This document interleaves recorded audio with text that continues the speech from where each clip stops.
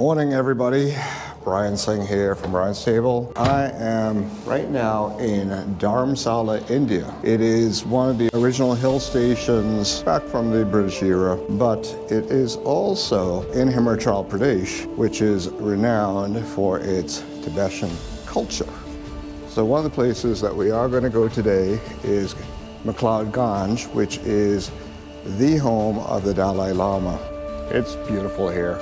You can see the Himalayas from here, and there's one peak out there which is about 5,600 meters above sea level, and our driver's there ready with us, so onward we go.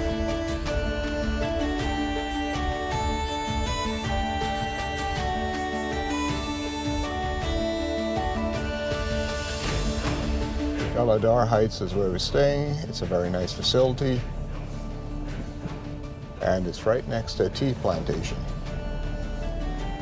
One of the conveniences of the hotel, it is, as I said, next to the tea plantation, but there's also a little center here that is you're able to buy the local teas, and it's a factory outlet, and you could also enjoy some of the tea that is local to Dharamshala. The mountains in front are the Joladar Range, and behind it is the Himalayas. This is the main town area of Dharamshala. It's spread out over many areas. Certain areas a little bit more traffic than others. This area is known as Kotabli Bazaar, and this is the main shopping district here. So you'd find all the major banks and all the major brands here, and we passed a mall, which actually was showing Dune too. So this is the main area here. There is a Skyway, or one of the cable cars that go up to McLeod Ganj from there. So if you're in the town site, that's an option. If you don't want to have to use a driver, cable car is another option for you to get up to the McLeod Ganj site.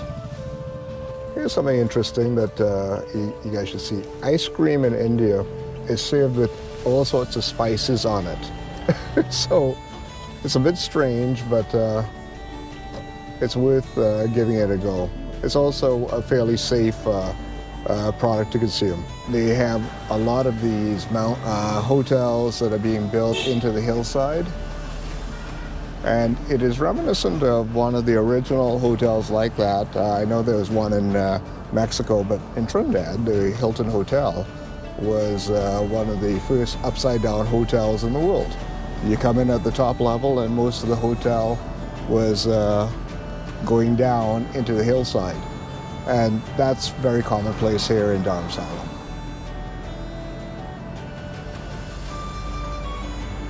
NH503 is actually the number of the highway, and it is a military station here in Dharamshala. One of the reasons why this road is a little bit better than most other roads. And there's a military checkpost because we're on the northern part of India, and this is one of the borders that requires protection because Tibet is on the other side of Himachal Pradesh. You're going to experience a larger military presence in this city. What's refreshing to notice is that a few of the glaciers here are still intact, which I'm sure they have shrunk a bit as a result of climate change, but it's still refreshing to see that because of the altitude, that they have largely remained present and also vital to the water supply throughout the northwestern and northern part of India. So we're here at Dal Lake, and it looks like it was an original reservoir for this area. Most of the hill stations that are adjacent to the Himalayas, they all seem to have a place that is called Dal Lake. This is famous for its deodar trees. And the deodar trees are those remarkable, beautiful, very tall pine trees.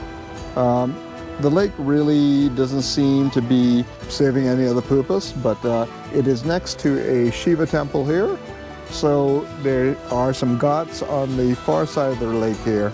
So up in the high up on the mountains there, we can see a whole bunch of the flags, and those are Tibetan flags, which do speak to the connection of this region to the people that were from Tibet, but also that they really did traverse this area for years. And oddly enough, they are getting some of their families cut off as a result of the political situation here. But one thing that is quite evident when you do travel to Himachal Pradesh is that there's a very entrenched Tibetan culture and population. We have a Nirmala Devi temple. So we're going to be walking to the viewpoint now. Oh, we have a pizzeria here. I think that given the growing interest in Eastern Buddhism, this area is obviously evolving into a center for meditation and yoga.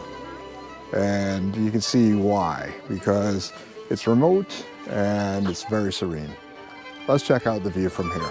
The road to school consumption of alcohol and smoking is strictly prohibited. And the site that we are at is Naddi, right up there. You can see one of the glaciers that have remained intact, but it looks like it's shrinking. And along the way on this track, you'll find they do love the Maggi noodles here in India, and there's another Maggi vendor over there. But you get a sense on the depth of these valleys. And what's really important to grasp here is how much the northwestern plains of India, stretching from the border out in Rajasthan, pretty much all the way down to parts of Bihar, which are dependent upon the integrity of the glaciers in the Himalayas here in India. So when you start to see things like the diminishing of the glaciers, it's going to point to some serious problems down the road, especially for the highest populated areas of the country. Getting to the end of the road, there's an ashram here, and what a beautiful location for an ashram.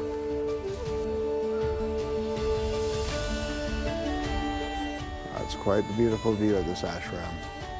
Okay, let's head back to the car.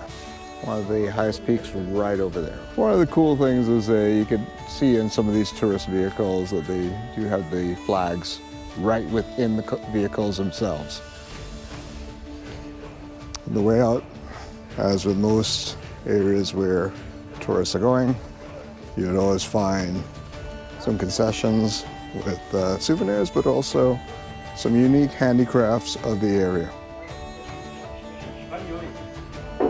I like that. No Wi-Fi, talk to each other. Good food, good mood, and count the memories, not the calories. Given the mountain location here, this is a region that is a host to a lot of adventure activities. They can go camping, ziplining, paragliding, rock climbing, and horse riding. But they also have treks, and they have the multi-day treks that you are able to do across the region. Given my experience in doing the treks here, they're very well organized. At this point, we're leaving Naddi, and we are headed on to McLeod Ganj. As you can witness here, there's a lot of traffic here. So what they do is they drop you off here, and the first things that you encounter are going to be the markets, but you're also going to see a lot of the monks who are resident throughout the region. The other thing up in this region, because of the Tibetans, this is an extension of that culture, if you think about it like that. The mixing of the races, but also the very distinct Asiatic features which are common to Central Asia, such as the Kazakhs and the Tibetans. They're very evident in the people here. Lots of food vendors along the way.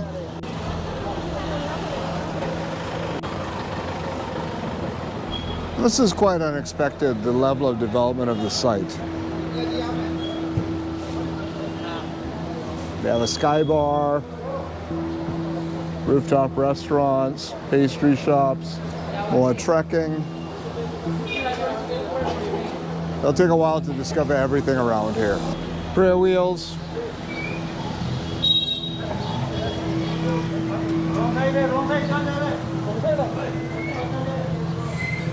And as witness, they are starting to appeal to the Western tastes. Oreo cookie shake. I know.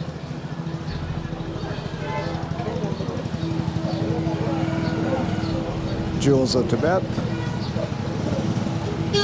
So as our little initiation into the area, we are going to go through the area with the prayer wheels, and as always, you always go in a clockwise direction. And as you go, to have your connection and part of your meditation is to keep spinning the wheels as you go through. There is a fairly large one there.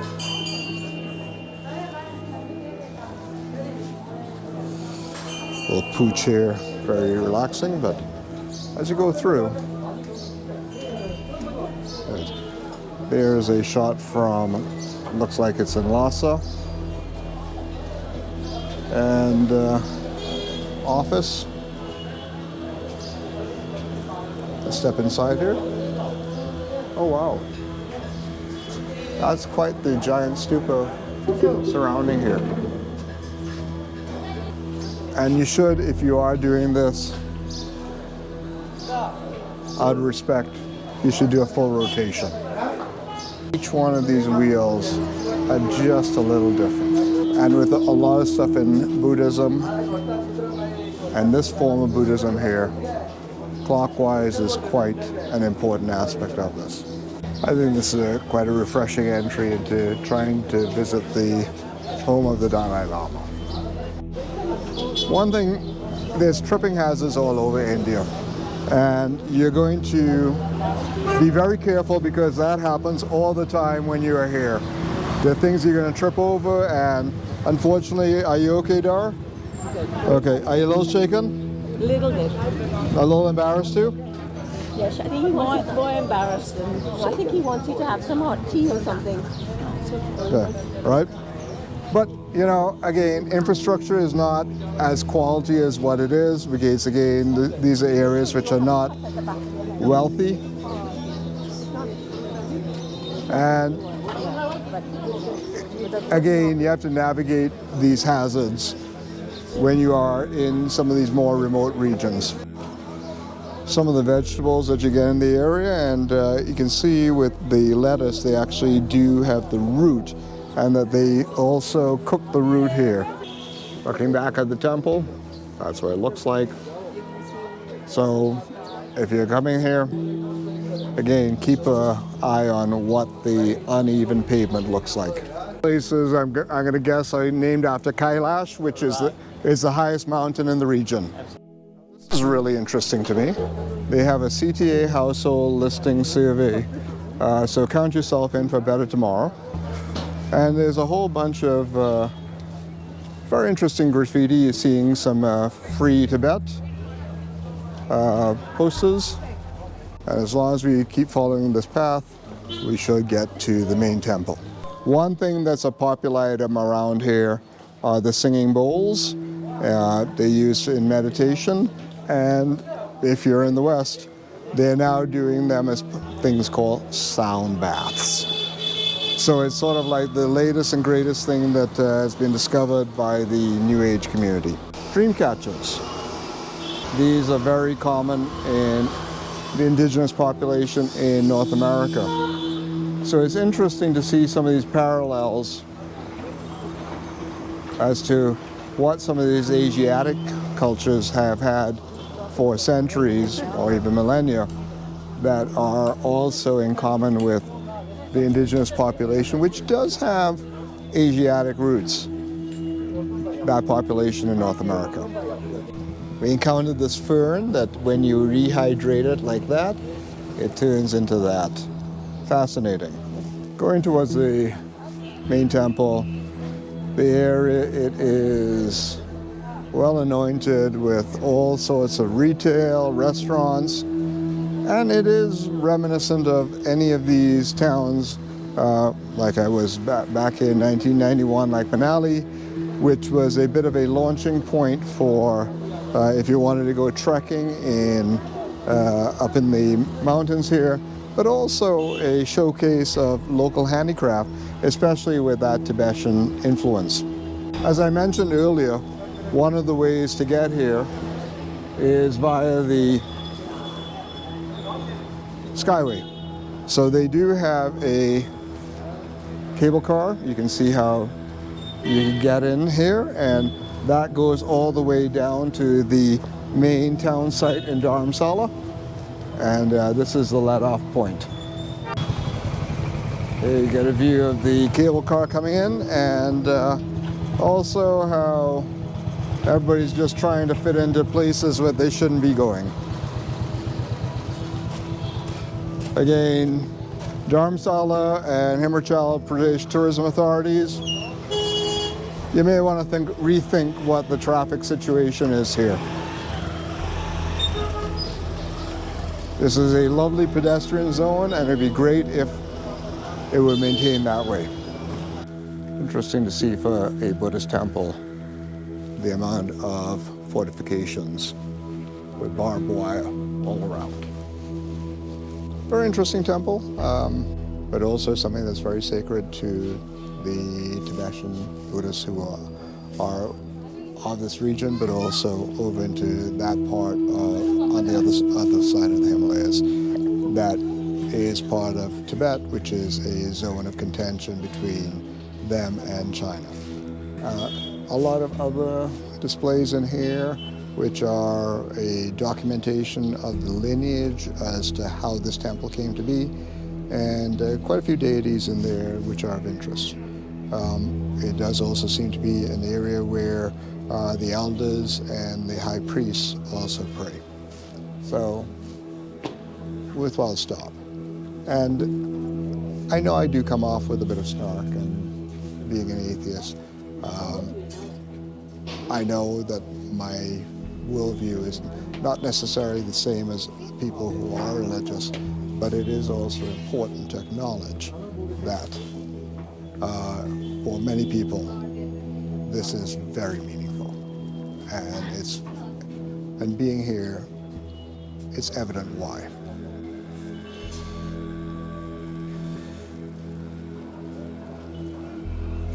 The temple is very serene, and you also get some of the more magnificent views of some of the higher peaks here, Dharamshala.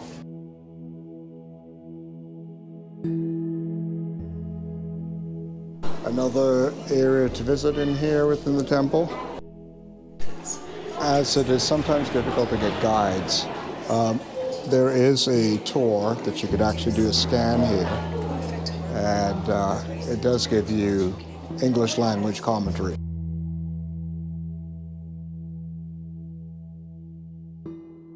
This is the throne of the Dalai Lama. This is the area where the Dalai Lama gives his holds audience and gives his teachings, and that's where the audience will sit. And they fill up key over there. It's actually quite fascinating being here, because one of the things that I think the Dalai Lama and also Tibetan Buddhism has brought into the world is this idea of meditation and its various forms. Like, meditation has been a very traditional form of sacrifice, dedication, and also helping one train one's mind for their spiritual journey. What research has shown is meditation is actually quite good for the brain, and it's also good to organize one's thoughts, but it's also a powerful way to deal with a lot of the challenges of day-to-day life, especially with the amount of stresses that we have. So don't discount why it's important that people visit places like this to understand what the roots of some of the things that research continues to show is beneficial to us as humans. It's quite the operation here, isn't it?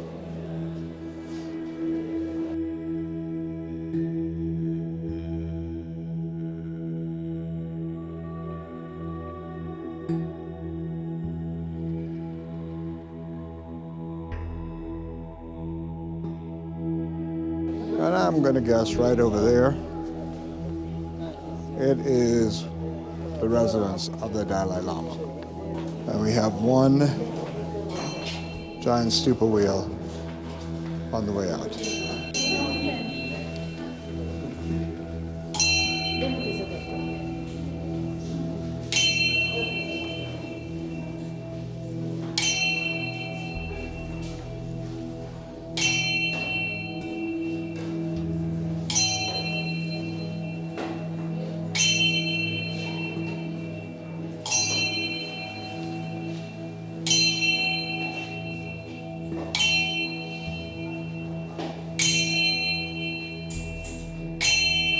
Chalk up another one of the major religious sites I've been to around the world. Each one just a little bit different because, again, just the nature of what the religion is, their organizing principles and their values, but also from whence their roots were. And you can see some of these influences that have shown up in other forms of Christianity, Islam, and Hinduism. So, through exposing ourselves to things that are meaningful, and this one in this case up to 500 million Buddhists around the world who do follow the Dalai Lama and do regard him as their spiritual leader. It's been very rewarding to witness what this particular site is to that broader populace who follow this faith. On the way out, let's check out the Tibetan refugee market. Not sure if Adidas was one of the original brands of Tibetan refugees,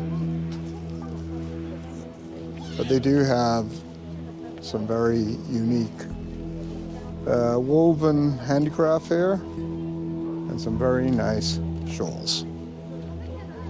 One can't help but notice that most of the people who are coming into the town site are largely Indian nationals and not necessarily people who are of the more North Indian Asiatic features. Kind of speaks to one of the aspects of culture here in India where Indian men tend to feel, they complain about nobody following the rules, but yet they're not following the rules themselves. It does make this particular walk quite uncomfortable.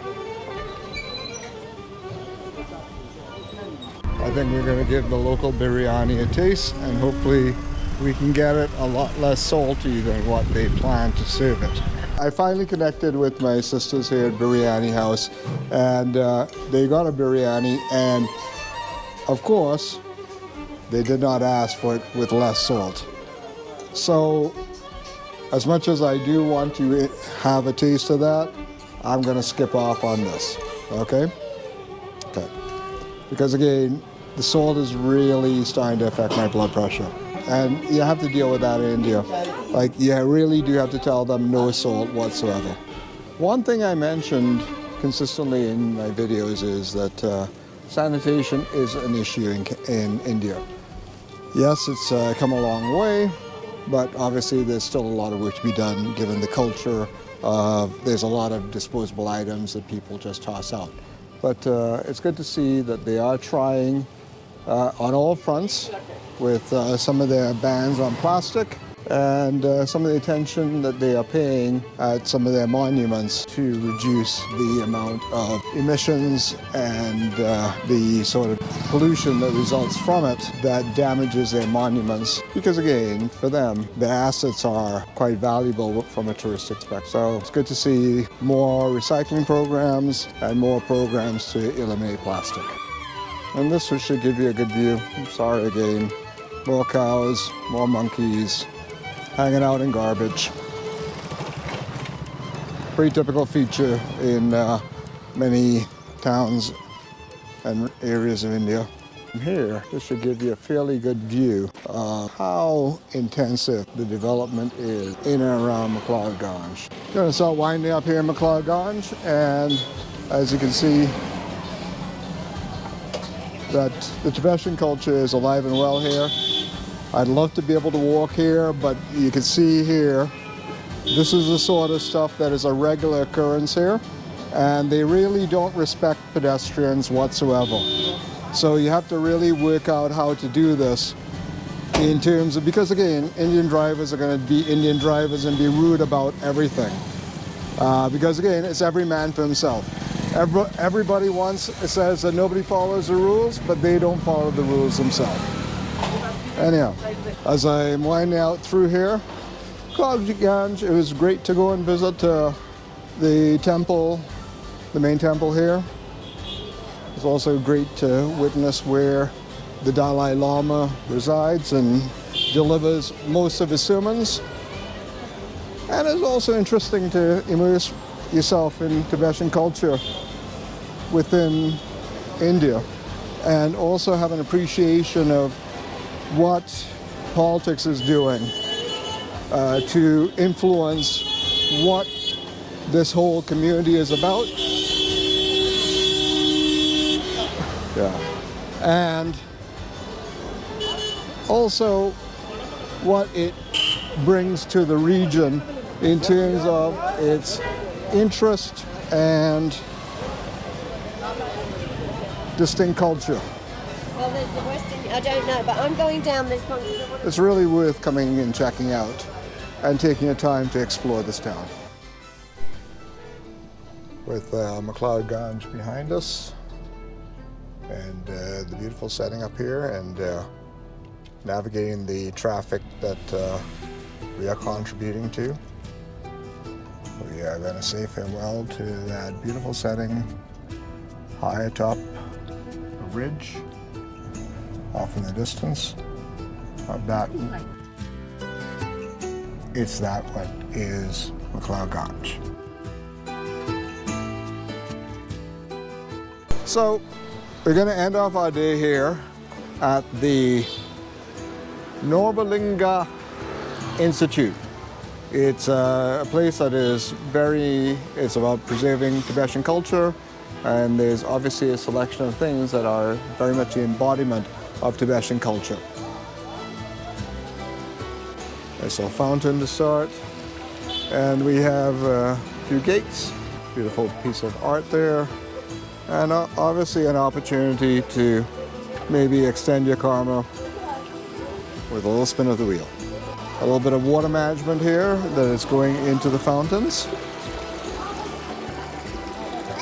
and into this beautiful gate entering this institute.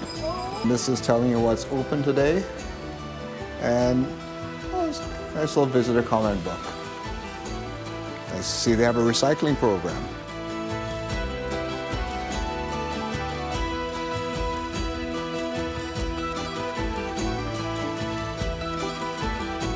And with everything here, you have to be prepared for working in a clockwise direction.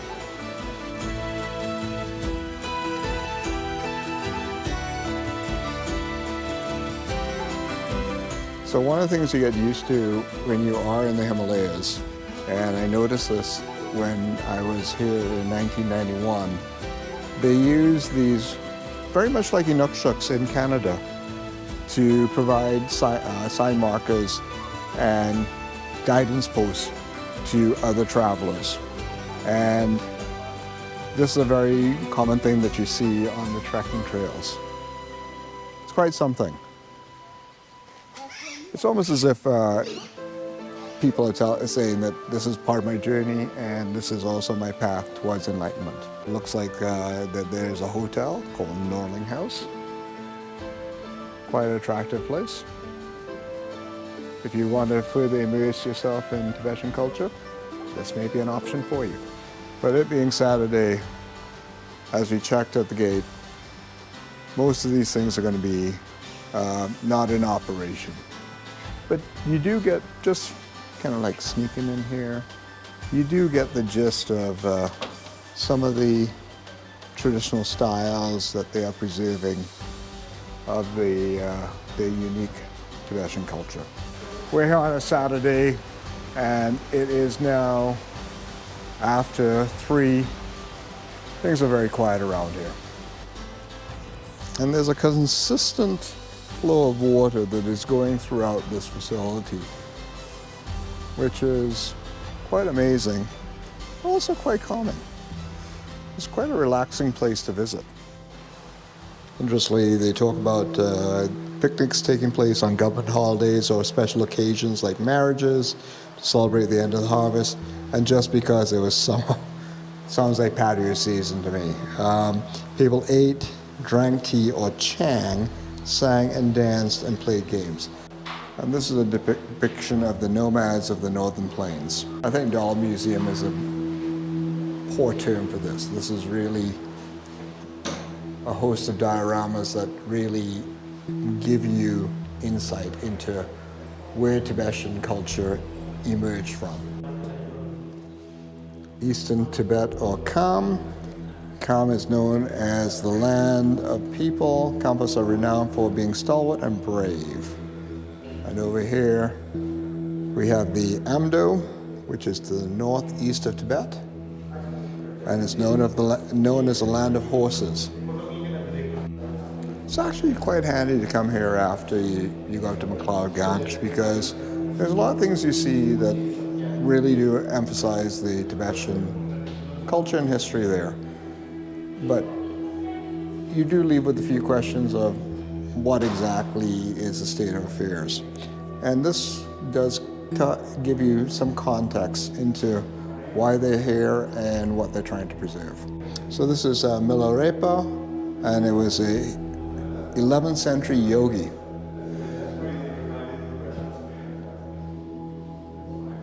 Looked like he had a bit of a bad hair day, but he became famous for his asceticism, high realization, and beautiful poetry. And here we're looking at the sham dance, or cham. And those hats that you see are quite famous that the Dalai Lama wears in official ceremonies. The throwing of the tormas is a forceful religious ritual. The display illustrates the ritual held to mark the end of the Great Prayer Festival, which is held in Lhasa on the 15th of the first month. The purpose of the ritual is to expel those evil forces which could have negative consequences for the Tibetan government. And there is a massive monastery that if you go to Lhasa, you'll witness. But the only way you're going to get to Lhasa these days is through China. And with most forms of culture of the era, regardless of if you're in Europe or Asia, opera was a predominant form of entertainment. And one of my friends, Nicholas, he lives down in San Luis Obispo now. He gave me a very interesting insight into opera. It is very much a reflection of the art of the era. And they tackled all sorts of complex social issues. And they use it as a vehicle, very much in terms of a populist way of communicating to people through the art as to what the state of affairs, and it was also used in a lot of messaging from leaders. So it's no surprise that many of the tales and these dance troupes codified a lot of the thinking and the culture of the day. And this is Nagari, forgive my pronunciation, and this is the lying to the west of the central province of Tibet, and it shares a border with, I think, Turkestan, which would be Turkmenistan, India, and Nepal. So, goes to show, the whole Tibetan culture does span far beyond the boundaries of Tibet. And these are some of the traditional costumes of central Tibet. And this is a depiction of a market scene in Lhasa. The final display in the Dal Museum is showing you the whole extent of what the Tibetan kingdom used to be.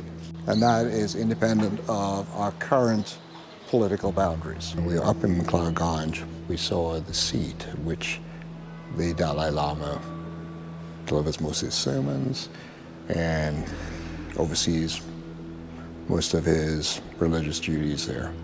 And they have a cutout of him here. The one thing I haven't quite figured out, if you look to the left over here, there's those latte choco pies and all these sweets. So, if you know anything about what that means, you let me know. But this place, it's got massive tapestries, really big tapestries.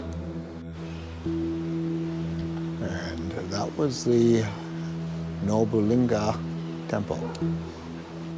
Quite a magnificent temple, and it would appear that it is where the Dalai Lama does give the occasional sermon or graces this temple with his presence, given its overall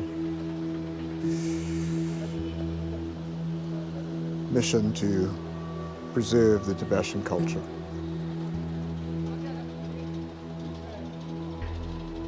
Get a little bit of calm as you go along and witness the majesty of what this thing is.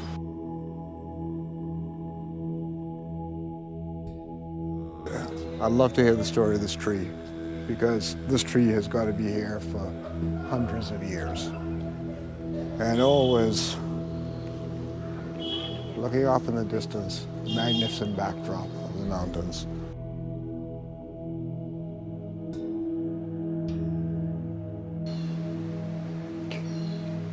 Fascinating to witness these very intricate little elements of how they managed to take some very simple structural beams that are integral to raising this building to the height it is and bring on some attractive motifs to it. I think that's it for our day.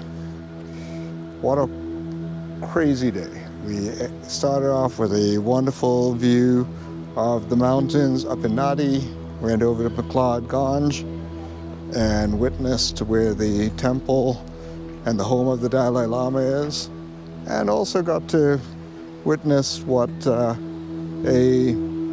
Tibetan town is in northern India. And we end off our day here at the Norolinga Institute, which really is doing their best to preserve Tibetan culture. If you do make it to Dharamshala, this will be more or less a tour that you will do, and I encourage you all to come and visit here. Yes, there are going to be a lot of things that will be frustrating because you are in a mountainous area, and it is what people refer to as a Tier 2 city here in India. So the services are not as fine, so be prepared for things like banking to be not as readily accessible, but also the variety of food. We'll also say that from a geopolitical perspective, it's good to visit these areas and witness how they are trying to preserve their culture, but also assert their positions on what the rights of their people and their culture and their heritage is. So, okay, folks, signing off here from Dharamshala. Lovely place to visit, high in the mountains. And if you're so inclined to go hiking and experience the great outdoors, a wonderful place to do that. And also to come here and taste the world.